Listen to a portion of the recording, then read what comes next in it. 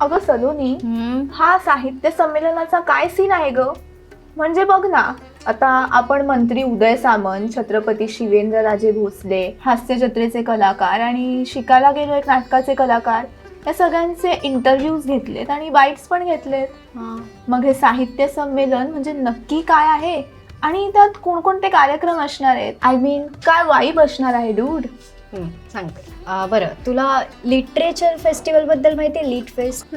पण हे सगळं आत्ता होत आहे मराठीमध्ये. हे गेल्या 98 वर्षांपासून होत आहे आणि आता हे 99वं वर्ष आहे. तब्बल 32 वर्षांनी 99वं अखिल भारतीय मराठी साहित्य संमेलन साताऱ्याला भरतंय आणि यात आजवर नाही झालेत ते रेकॉर्ड्स ब्रेक होत आहेत. मराठीतलं पहिलं असं संमेलन ज्याची वेबसाईट सुद्धा आली आहे आणि एवढंच नाही, गाणं सुद्धा लॉन्च झालंय.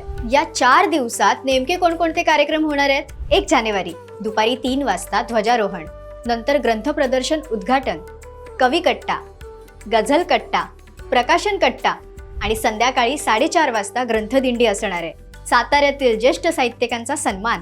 रात्री 8:30 वाजता विशेष कार्यक्रम बहुरूपी भारू. 2 जानेवारी सकाळी 11 वाजता उद्घाटन समारंभ.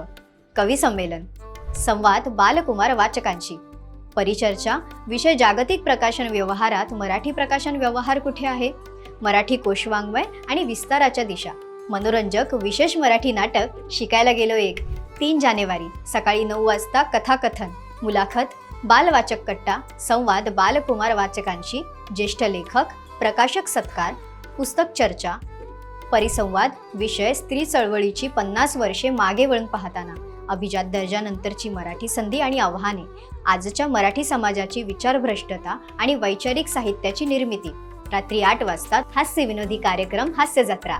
4 जानेवारी सकाळी 9:30 वाजता पुस्तक चर्चा, अन्न हे पूर्ण ब्रह्म, मुलाखत, परिसंवाद, विषय बदलत्या ग्रामीण वास्तवाचे चित्रण, आजच्या मराठी साहित्यात का दिसत नाही, कवी संमेलन, संवाद लक्षवेधी कादंबरीकरांची, समारोप आणि रात्री 9 वाजता महाराष्ट्रातील लोकसाहित्य आणि लोकसंस्कृतीचं दर्शन घडवणारा कार्यक्रम म्हणजे फोक आख्यान. कार्यक्रम कोणते आहेत याची माहिती तर मिळाली. एक गुड न्यूज देऊ, साताऱ्याला मराठी मूळचा गडही असणार आहे, जिथे संवाद, पुस्तक आणि बरंच काही.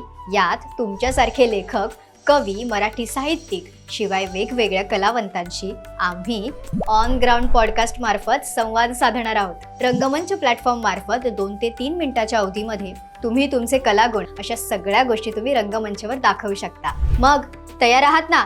आम्ही तर येतोय, तुम्ही येताय ना? भेटूया संमेलनात. जय हिंद, जय महाराष्ट्र.